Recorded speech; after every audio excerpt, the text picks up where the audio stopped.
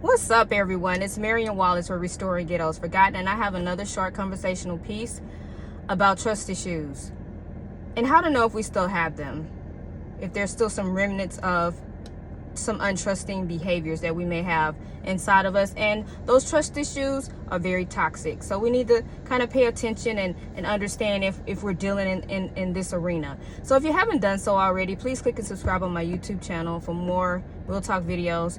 This may be my last video for a while. I'm going to be taking some downtime and just reacclimating myself with peace and less stress, and guarding my gates, and just working on me. So I'm gonna be off of social media for about 30 days, and if God tells me to go 60, I'll go 60. Whatever I need to bring peace back into my life, that's exactly what I'm going to do. So you guys may not see me for a while, and hey, it is what it is. We have to work on ourselves, we have to protect ourselves, and we have to be real to ourselves first. Okay, so I'll jump right into it. Trust issues. How do we know? Sometimes people think they've been healed from stuff and they may have not. And how can we decipher that?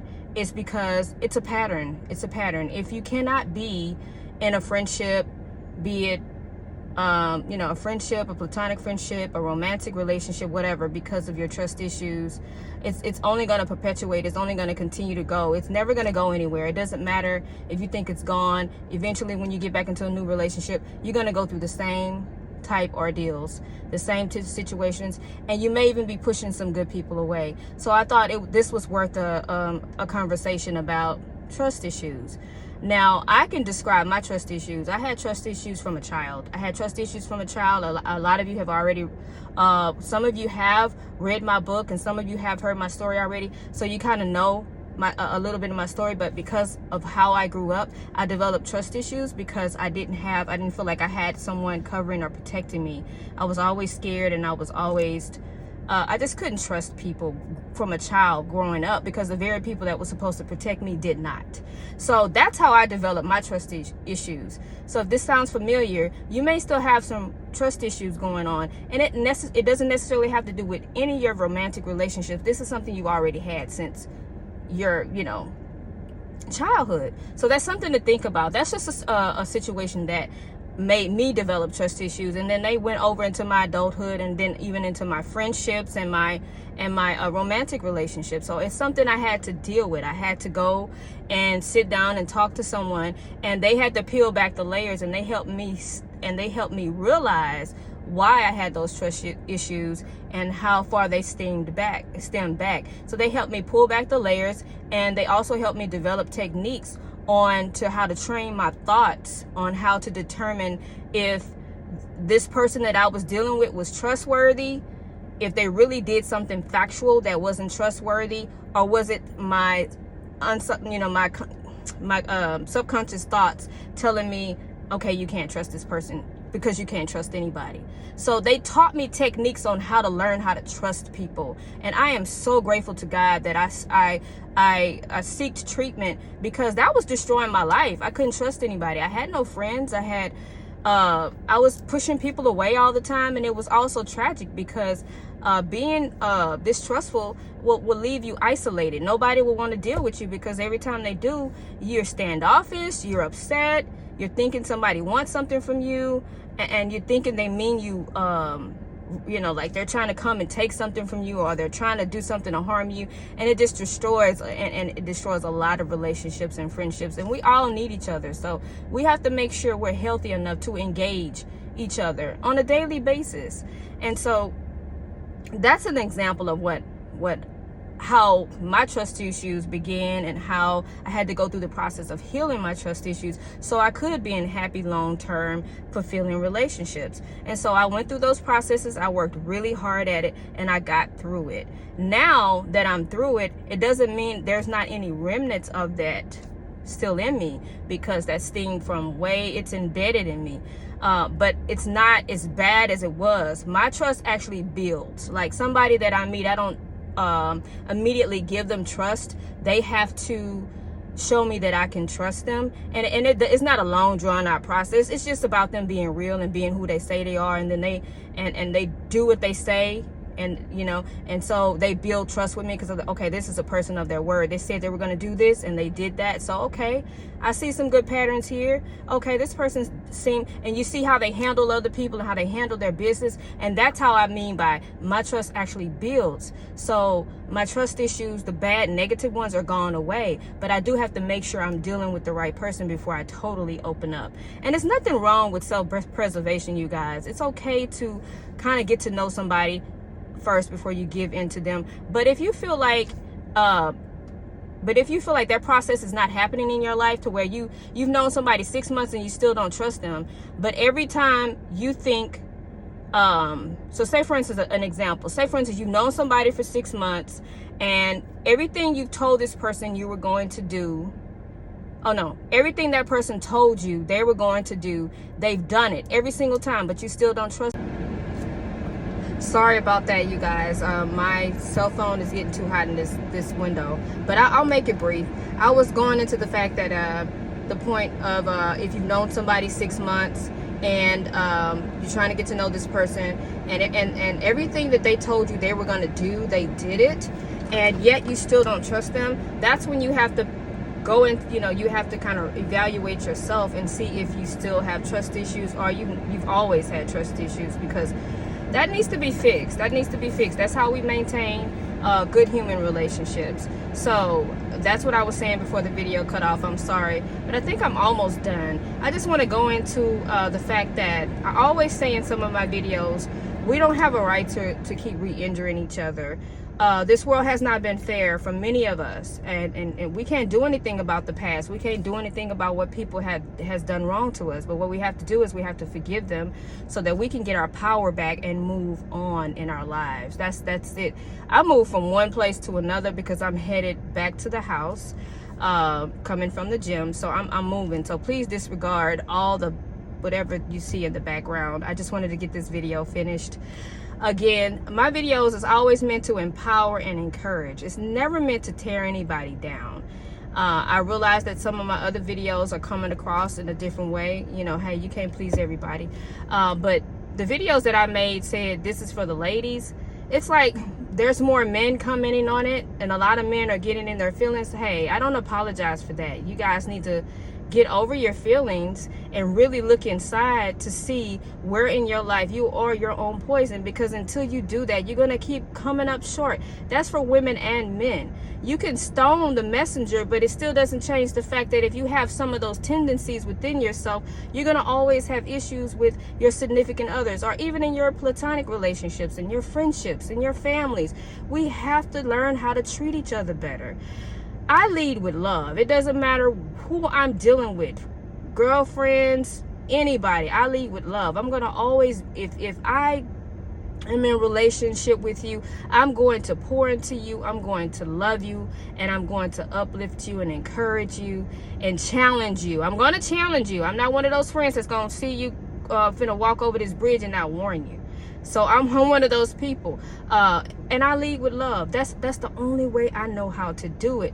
And if you're not, and this is going back to trust issues. If I'm coming to you and I'm all googly and I'm lovable, and you're not with it, that's your problem. It's not mine. I'm still gonna lead with love. If you can't receive love in a healthy manner, then then maybe I need another friend. Maybe I need to deal with somebody that's healthy, because everybody that walks into your life does not have bad motives. Some of us actually are healed and healthy, and we really want great human relationships. That's it. There is no agenda other than having somebody solid that we can deal with and hang out with and share some of our life experiences with. That's all some of us are about. Not everybody is broken and angry and miserable and looking to make your life miserable. Some of us may even be sent by God to help elevate you, to assist him in elevating you. But you will never have that true friendship or that true love if you haven't dealt with your human condition, your heart condition. We have to forgive all the wrongs that people have done to us in our childhood, in our romantic lives, in our adult lives, whatever. Anybody hurt you, you have to forgive them, because that releases you. And that opens you up to all of God's great many things that he has for us. That opens those doors.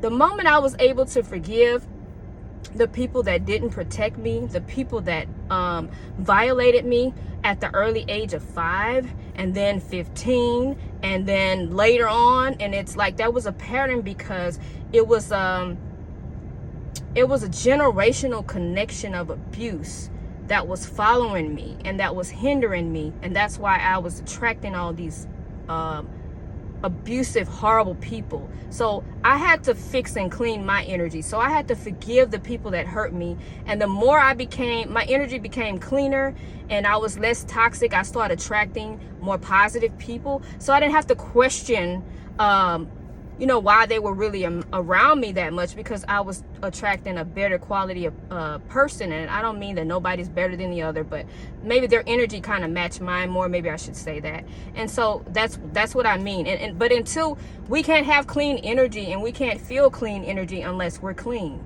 So if you're, and I want to say this right, because I know that there are a lot of sensitive people out there.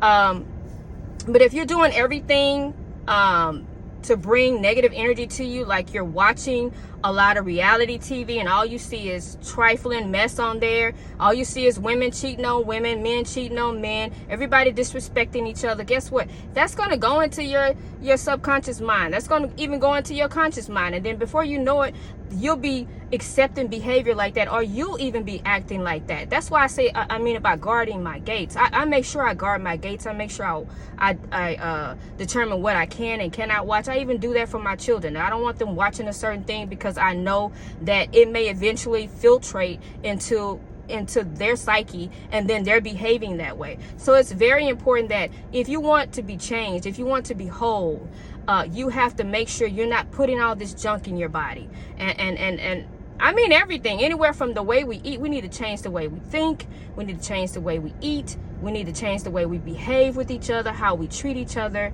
and we need to be kinder to ourselves. And all of that, with me saying all of that, once we learn how to forgive and we go through the healing processes, we can ultimately attract better people. But one thing I will say, if you're in the part to where you're not healed yet, you really need to be careful about some of the people that you're pushing away. Because I remember there was a time when I was going through my processes and I really hadn't gotten through it yet. God was sending good people to me to help me be on to my next point. Now, I could have been angry and I could have been mean and I could have said, I don't want your help. I don't need your help. I don't want your love. I don't want nothing. I don't want to hear it. I'm not going to forgive these people. I'm good the way that I am. I would have never changed.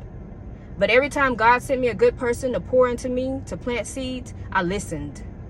And I thought about it. And those people helped encourage me to become a better person. And I'm so glad that I was able to listen. So please stop hardening your hearts towards people that mean you well, because you're going to push some people away that God himself may have sent to you to facilitate your next step and your next level in life. So I think I'm pretty much done with that, because this phone is probably going to cut off again and I need to get home. But I thought that was really important for me to say. And again, I'm here to empower and encourage us. And I'm also here to promote positive thoughts.